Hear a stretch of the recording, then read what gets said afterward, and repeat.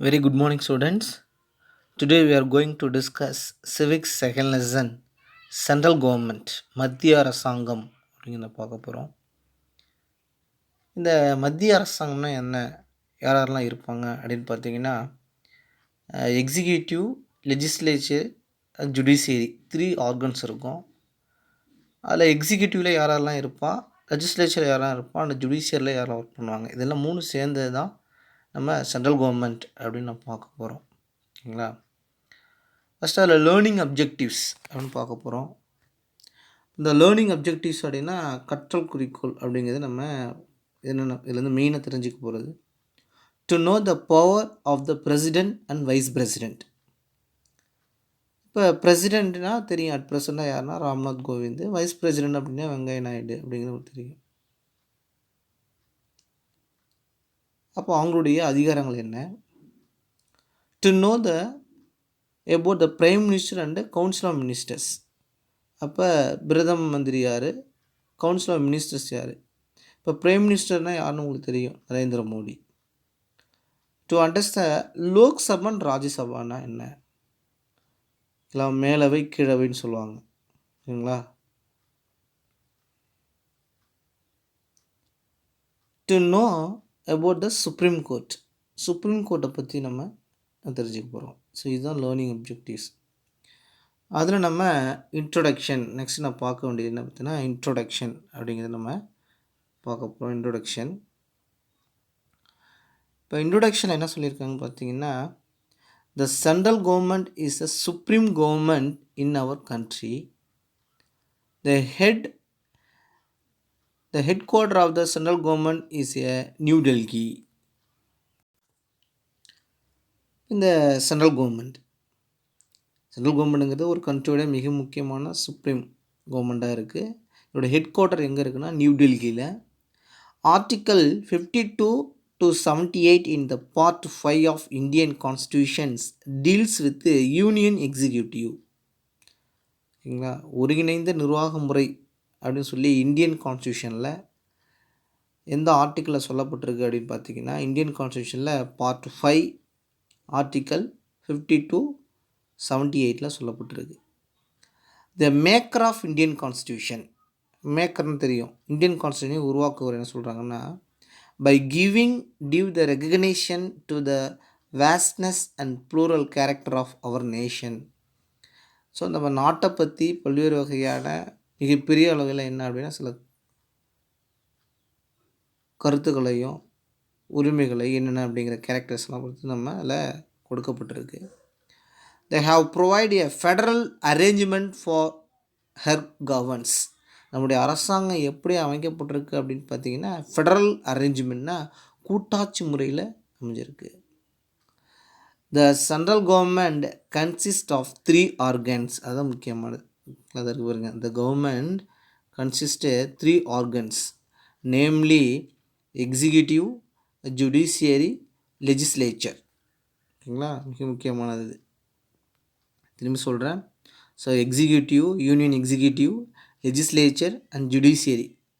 அதுதான் வந்து government consist. Central கவர்மெண்ட்டுடைய 3 ஆர்கன்ஸ் என்ன அப்படிங்கிறது நம்ம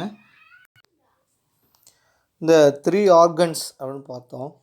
இந்த 3 ஆர்கன்ஸில் ஃபஸ்ட்டு த யூனியன் எக்ஸிக்யூட்டிவ் அப்படின்னு சொல்கிறாங்க. Consist of the president of India, the vice president and the council of minister headed by the prime minister and the attorney general of India. The legislature is known as parliament. அப்போ legislature is known as the parliament. It consists of 2 houses, namely the Rajya Sabha or Lok Sabha. The union judiciary consists of Supreme Court of India. Union judiciary consists of the Supreme Court of India. அப்போ இந்த இப்போ union executive அப்படி எடுத்துக்கிட்டோம் அப்படின்னு பார்த்தீங்கன்னா அதில் யாராக இருப்பாங்க, பிரசிடெண்ட் ஆஃப் இந்தியா இருப்பாங்க, வைஸ் பிரசிடெண்ட் இருப்பாங்க, பிரைம் மினிஸ்டர் இருப்பாங்க, கவுன்சில் ஆஃப் மினிஸ்டர்ஸ். அப்போ லெஜிஸ்லேச்சர் எடுத்துட்டோம் அப்படின்னா இது வந்து லெஜிஸ்லேஷன் வந்து பார்லிமெண்ட்னு சொல்கிறாங்க. இந்த பார்லிமெண்ட்டில் 2 ஹவுசஸ் இருக்கும், ராஜ்யசபா ஆர் லோக்சபா. இந்த ராஜ்யசபா அப்படிங்கிறது என்ன அப்படிங்கிறது நம்ம பார்க்குறோம்.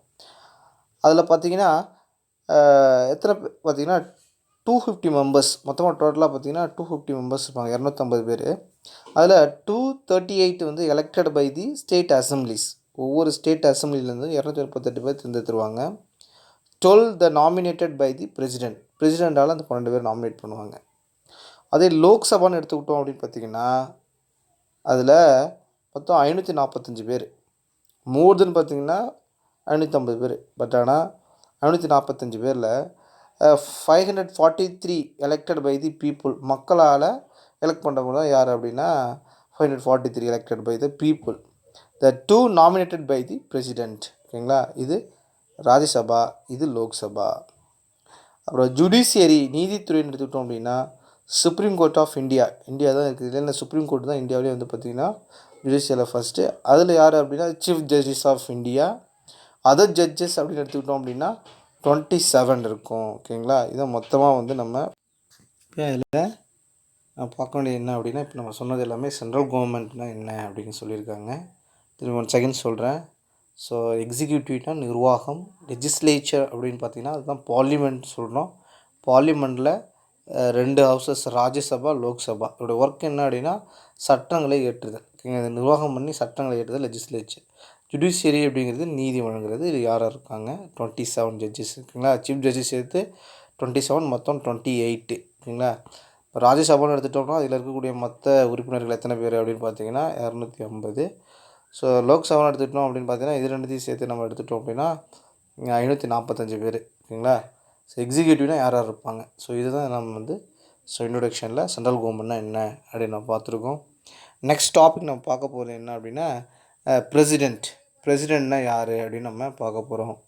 பிரசிடெண்ட்னா தெரியும் உங்களுக்கு. ஓகேங்களா, அப்போ அட் ப்ரெசண்ட்டாக இருக்கிறது யார் அப்படின்னு பார்த்தீங்கன்னா இந்தியாவில் ராம்நாத் கோவிந்த் அப்படிங்கிறது தான் இந்தியாவுடைய பிரசிடெண்ட்டு. ஆனால் இந்தியாவுடைய ஃபஸ்ட்டு பிரசிடெண்ட் யார் அப்படின்னா நம்ம வந்து டாக்டர் ராஜேந்திர பிரசாத். இந்தியாவுடைய ஃபஸ்ட்டு பிரசிடெண்ட் அப்படின்னா டாக்டர் ராஜேந்திர பிரசாத். அதே இந்தியாவுடைய அட் ப்ரெசண்ட்டாக இப்போ தற்போது பிரசிடெண்ட் யாருன்னு கேட்டிங்கன்னா வந்து நம்ம ராம்நாத் கோவிந்தை சொல்லுவோம். இப்போ அவரை பற்றி நம்ம பிரசிடெண்ட்டாக யார் அப்படிங்கிறத பற்றி நம்ம பார்க்க போகிறோம். அதில் இப்போ நெக்ஸ்ட் டாபிக் என்ன, பிரசிடெண்ட் அப்படின்னு பார்த்து நம்ம இப்போ பிரசிடெண்ட் அப்படி ஆஃப் இந்தியா அப்படின்னு பார்க்கணும். த president is the nominal executive authority. Nominal அப்படின்னா ஒரு பெயரளவு தாங்க. சட்டத்தில் இருக்குது ஹை பவர்னு, பட் ஆனால் பேரளவில் ஒரு நாமினல் எக்ஸிக்யூட்டிவ் மட்டும்தான் அவர். The chief executive of Indian union is the president. Indian யூனியனுடைய சீஃப் எக்ஸிக்யூட்டிவ், முதன்மை நிர்வாகியாக இருக்கிறது யார் அப்படின்னு பார்த்தீங்கன்னா பிரசிடெண்ட் தான். He is designated as a first citizen of India. இவர் எப்படி அழைக்கப்படுறாரு அப்படின்னு பார்த்தீங்கன்னா இந்தியாவுடைய முதல் சிட்டிசன் யாரை சொல்கிறாங்கன்னா பிரசிடெண்ட்டாக சொல்கிறாங்க. He is the supreme commander of the armed force. அதாவது நம்ம இந்த அணு ஆயுதம் சொல்கிறாங்களா, இராணுவ தளவாடங்களுடைய முதன்மை தலைவராக யார் சொல்கிறாங்க அப்படின்னா கமாண்டர் சொல்லி யார் சொல்கிறாங்கன்னா இந்த பிரசிடெண்ட்டுக்கு பவர் இருக்குது. The president is also the constitutional head of union executive. அதாவது இந்த ஒருங்கிணைந்த நிர்வாக முறையினுடைய இந்தியாவுடைய ஒருங்கிணைந்த நிர்வாகமுடைய ஒரு அரசாங்க தலைவராக யார் இருக்காங்க அப்படின்னா அதாவது கான்ஸ்டியூஷனல் ஹெட்டு, அரசாட்சி தலைவராக யார் கருதப்படுறார் அப்படின்னா பிரசிடெண்ட்ஸ் இருக்காங்க.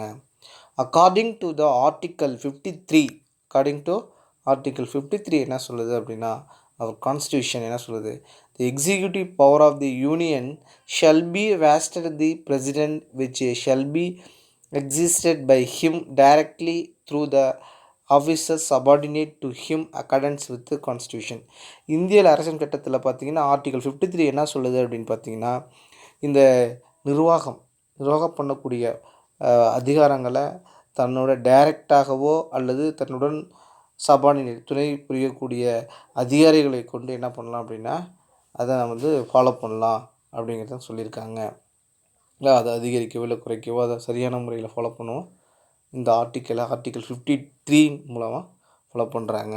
இதை நம்ம மெயினாக பார்க்க வேண்டியது. நெக்ஸ்ட் அதோடைய குவாலிஃபிகேஷன், பிரசிடெண்ட்டுடைய குவாலிஃபிகேஷன் என்ன, அது qualification of the election of the பிரசிடெண்ட்டை என்னென்ன அவருக்கு குவாலிஃபிகேஷன் தேவை அப்படிங்கிறத நம்ம மிக முக்கியமாக ஒரு 2 மார்க்கில் கேட்கலாம். ஓகேங்களா, அதில் பார்த்திங்கன்னா he should be the citizen of India. இந்தியாவில் ஃபஸ்ட்டு ஒரு சிட்டிசனாக இருக்கணும் கண்டிப்பாக.